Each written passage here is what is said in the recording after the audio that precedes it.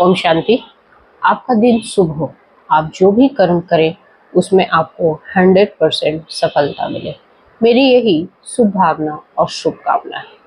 आज इस वीडियो में बात करेंगे कि कर्म कैसे अपना हिसाब लेने आती है। देखिए, कोई भी अगर हम कर्म करते हैं तो उसका एक लेखा जोखा रखा जाता है, उसका हिसाब किताब होता है और वैसा ही आपके पास वापस आता है।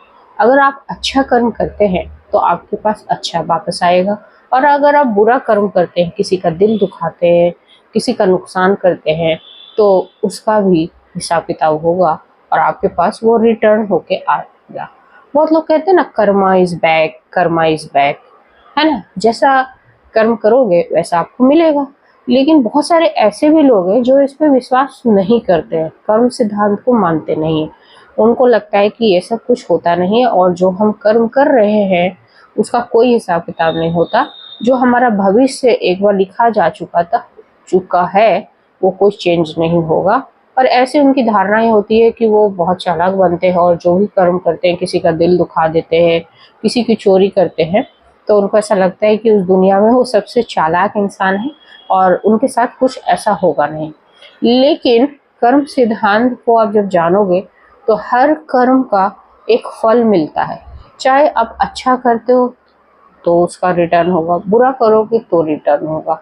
और इसको समझने के लिए हमें अच्छी स्टोरी को भी सुनना पड़ेगा और बुरी स्टोरी को, जो बुरे कर्म किए उसकी भी स्टोरी सुनते हैं। तो पहले बुरा से शुरू करते हैं।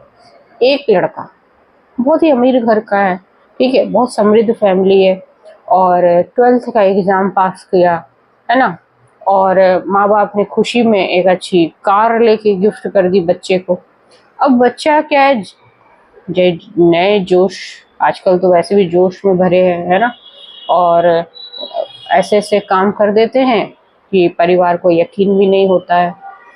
तो बच्चा लेके गाड़ी निकल गया, आधी रात में गाड़ी चला रहे दोस्तों के साथ, 4 दोस्त जा रहे हैं बड़े मजे से, और होश भी गवा बैठा है क्योंकि भाई जश्न मना रहे हैं, 12th का एग्ज़ाम पास कर लिया है ना।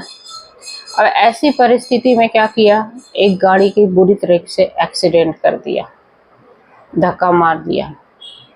और उनके पास कुछ अच्छी गाड़ी थी तो उसका कोई नुकसान नहीं हुआ, और उधर जो गाड़ी वाले को एक्सीडेंट करके भाग निकले, सोचे कि उनको कुछ नहीं होगा, हुआ भी कुछ नहीं, पता भी नहीं चला किसने उस गाड़ी को धक्का मारा, कोई सुराग नहीं मिली, ठीक है, नई गाड़ी थी तो नंबर भी नहीं था। अब लड़के चालाकी से अपना जीवन जी रहे हैं, उनको लगा कौन देखा, किसी ने नहीं देखा, जो हुआ सो हुआ, ठीक है, ये सोचकर अपने जीवन में आगे बढ़ गए। कॉलेज में एडमिशन हो गई। कुछ सालों के बाद ग्रेजुएशन कंप्लीट करने के बाद जब हायर स्टडीज़ में जब एडमिशन लिया तो एक लड़की से मुलाकात हो गई, बहुत सी सुंदर लड़की थी, प्यार हो गया, और पेरेंट्स शादी के लिए मान भी गए क्योंकि वो भी अच्छी फैमिली की थी, है ना। शादी हो गई, पर शादी से पहले पिता मतलब लड़की ने एक सच्चाई बताई। उसने बोला कि मैं शादी तो कर लूँगी लेकिन मैं तुमसे प्यार भी करती हूँ, लेकिन मेरा एक सच है कि मैं कभी माँ नहीं बन सकती। लड़के को बड़ा दुख होता है, लेकिन क्योंकि वो उससे प्यार करता था तो इस बात को भी उसने एक्सेप्ट कर लिया, बड़ी बात है, एक्सेप्ट कर लिया और शादी हो गई। लेकिन जब उसने शादी के बाद वो जानना चाहा कि मतलब ऐसा क्या हुआ था जिसकी वजह से तुम माँ नहीं बन सकती हो, तब वो बताती है कि भाई मेरा आज से 4 साल पहले एक्सीडेंट हो गया था, है ना। और बहुत बुरी तरह से एक्सीडेंट किसने किया हमें पता नहीं चला, हमारी गाड़ी को टक्कर मार दी जिसकी वजह से मैं उस गाड़ी में काफ़ी जख्मी हो गई थी, और मेरा जो यूट्रस है वो डैमेज हो गया था जिसकी वजह से डॉक्टर ने उसको निकाल दिया। और जब वो युवक पूछता है कि मतलब तुमने कुछ देखा था कि किसने तुम्हारी गाड़ी को धक्का मारा था, तो उसने पूरा वही हुलिया बताया जो उस लड़के का वो जो कार मिला था जब वो 12th का एग्ज़ाम पास किया था, जो माँ बाप ने कार दिया था, वो उसने वही चीज़ बता दिया। लड़का गिल्ट में इसलिए कि जिस लड़की से उसने शादी किया था और जिसका एक्सीडेंट करके वो भागा था वो वही थी, और उसको भी पता नहीं था कि कर्मा कैसे वापस आएगा। देखिए, उसके द्वारा कर्म किया गया था, उसकी वजह से उसका डैमेज हुआ था, उसका एक्सीडेंट हुआ था, और वही उसकी ज़िंदगी में उसकी वाइफ बनकर आ गई। और उस कष्ट से उसको गुजरना था कि उसको संतान नहीं होगी ज़िंदगी भर उसका, ठीक है, उसकी वाइफ के द्वारा। लेकिन फिर वो काफ़ी पछताता है, गिल्ट में रहता है वाइफ उसकी कि भाई क्या हुआ, क्यों ऐसे मतलब गुमसुम क्यों हो गए, तुम्हें ये तो नहीं खाया जा रहा है कि मैं माँ नहीं बनूंगी, तुम्हें ये तो नहीं लग रहा है। बोलता है नहीं, ये प्रॉब्लम नहीं है कि तुम ना माँ नहीं बनोगे, तुम मेरी वजह से माँ नहीं बनोगे। तो लड़की को समझ नहीं आती है, उसको कुछ समझ नहीं आता। तो बोलते हैं कि उस रात जो तुम्हारा एक्सीडेंट हुआ था, जो गाड़ी नहीं मिली थी, वो मेरी ही गाड़ी थी, मुझे माफ़ कर दो, मैं तुमसे बहुत प्यार करता हूँ और मुझे छोड़ कर मत जाना, मैं तुमसे बहुत प्यार करता हूँ, मेरी वजह से तुम्हारी लाइफ बर्बाद हुई थी, तुम उस भयानक दर्द से गुजरी थी, वो मैं था, लेकिन मैं तुमसे उसके लिए माफ़ी मांगता हूँ और मैं सारी ज़िंदगी तुम्हारा ख्याल रखूँगा। हमें अपना बच्चा भी नहीं चाहिए, हम बच्चे को गोद लेंगे। उसकी इस तरीके की मानसिकता को सुन के लड़की काफ़ी प्रभावित हुई। चाहे वो एक्सीडेंट उसके हुआ था, पर उसको उसके कर्मों का सज़ा मिल गया था और इसलिए उस लड़की ने माफ़ कर दिया। देखिए, अगर आप कोई बुरा कर्म करते हो और आप रियलाइज़ कर लेते हो और आप ईश्वर से माफ़ी मांगते हो और उस इंसान से भी माफ़ी मांगते हो जिसका आपने नुकसान किया है, तो वो इंसान तो आपको माफ़ कर देता है, ईश्वर भी आपको माफ़ कर देता है। और अगर आप उस ज़िंदगी को एक्सेप्ट कर लेते हो जिसका आपने नुकसान किया है, तो आपकी गाड़ी काफ़ी अच्छे स्मूथली चल जाएगी, क्योंकि आपको रियलाइज़ हो गया अपने बुरे कर्मों का। पर कुछ ऐसे भी इंसान होते हैं जिसको अपने कर्मों का रियलाइजेशन ही नहीं होता है कि वो बुरे कर्म किए, ये सब लौट कर आया, जो कर्म था वो अपना हिसाब लेने आता है। देखो, है ना, रियलाइज हो गया तो सही है, गाड़ी चल गई उनकी, आगे चल के उन्होंने एक बच्चा गोद ले लिया, ठीक है, और अपनी जीवन बढ़ा ली, अपना एक खुशहाल परिवार है आज उनका। लेकिन कुछ ऐसे भी व्यक्ति होते हैं जिनको कोई सेल्फ रियलाइजेशन भी नहीं होता और ना ही उनको इन सब पे विश्वास होता है, तो उनकी तो बात ही हम आज नहीं करेंगे। आज हम तो कर्म की बात कर रहे हैं कि हिसाब कैसा होता है। और कुछ अच्छे भी जो आप कर्म करते हो, जैसे एक व्यक्ति ने बहुत बड़ा रेस्टोरेंट था उसका, है ना, और काफ़ी बड़े बड़े लोग आते थे उसके रेस्टोरेंट में खाना खाने, काफ़ी अच्छा रिव्यू था, बहुत अच्छे तारीफ करते थे लोग उसके रेस्टोरेंट की।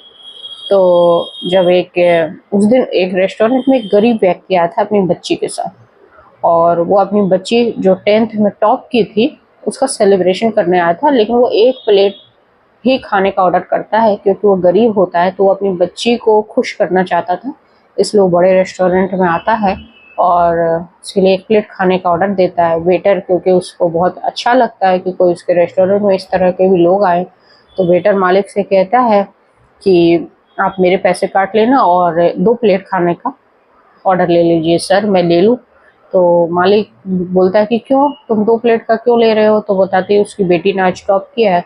तो मालिक कहता है कि तुम 2-3 प्लेट और उसका पैक कर दो खाना, और 2-3 किलो मिठाई के डब्बे भी उसको दे दो, ठीक है, ताकि वो घर जाके सेलिब्रेट करे। और उसको बोलना कि इस रेस्टोरेंट में जो बच्चे टॉप करते हैं उनका पूरा ख्याल रखा जाता है और मालिक की तरफ से ये गिफ्ट है। वो रेस्टोरेंट वाला जो है ना, वेटर, उनका लिए खाना लेके जाता है 2 थाली। तो उसको बड़ा, गरीब को बड़ा आश्चर्य होता है कि उसने तो एक ही थाली का ऑर्डर किया था, ये 2 थाली का भोजन। तो वो और ऊपर से और मिठाई के डब्बे देखता, भोजन देखता है, तो वो आंखें फटी फटी रह जाती है। वो बोलता है कि भाई ऐसा मुझ पे जुर्म मत करो, मेरे पास कोई पैसे वैसे नहीं है, तो मैं भोजन वापस लेके जाओ।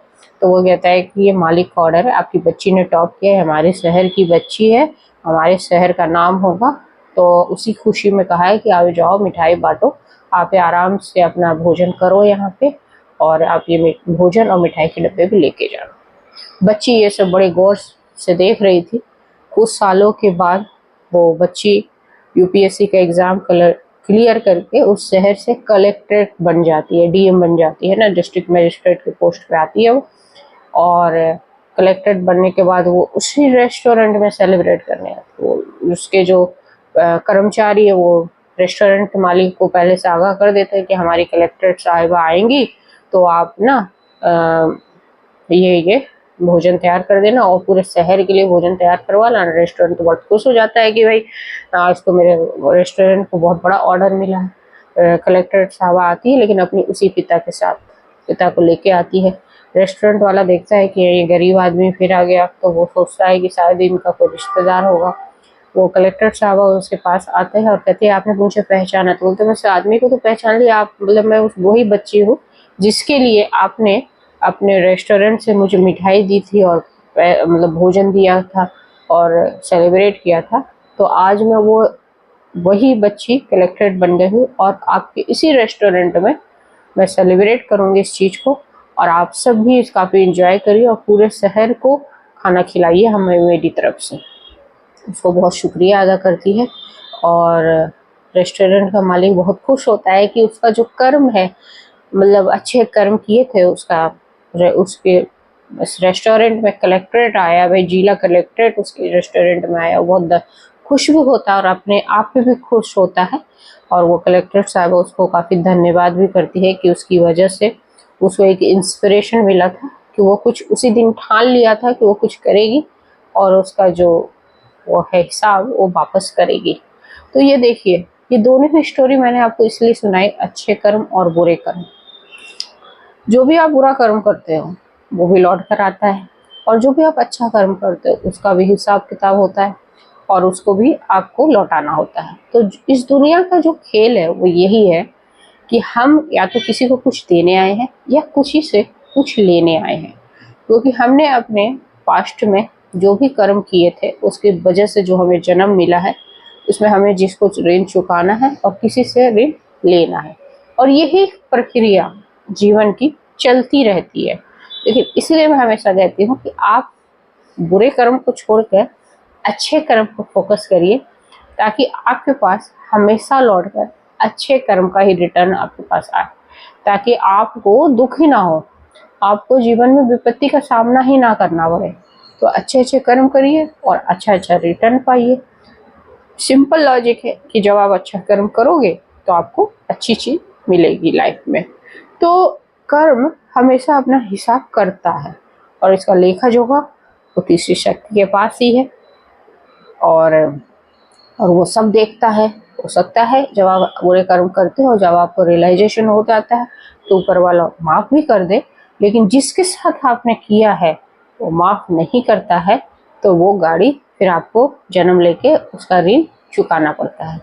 ईश्वर, इसीलिए मैं हमेशा कहती हूँ कि आप जब ईश्वर का ध्यान करो तो कहीं ना कहीं उन आत्माओं से भी माफी मांगो जिसका आपने बुरा कर्म करके उनको ठेस पहुंचाया अपने व्यवहार से। कभी अगर आपको याद है इस जन्म का, देखो इस जन्म का अगर आपको याद है तो माफी मांग लो सामने जाके, और अगर इस जन्म का याद नहीं है तो ध्यान करते हुए ईश्वर का तो माफी मांग लो। ध्यान में ही जिन जिन आत्माओं को बस वाइब्रेशन भेजोगे तो वो वाइब्रेशन जाएगी और उनको फील आएगा, और अगर वो उनको फीलिंग में आ गई कि माफ़ करना है तो माफ़ कर देंगे। तो आपके जो बिगड़े काम है ना वो सही से हो जाते हैं। जब बिगड़े काम अगर सही से होने का रीज़न ये होता है कि कोई भी काम बिगड़ता है ना तो बदुआओं का जो बहुत असर होता है। तो ऐसे इसीलिए मैं कहती हूँ कि कर्म के साथ साथ दुआएं भी कमाइए। और आज ये वीडियो कर्म पे ही था कि कर्म कैसे अपना हिसाब लेने आती है।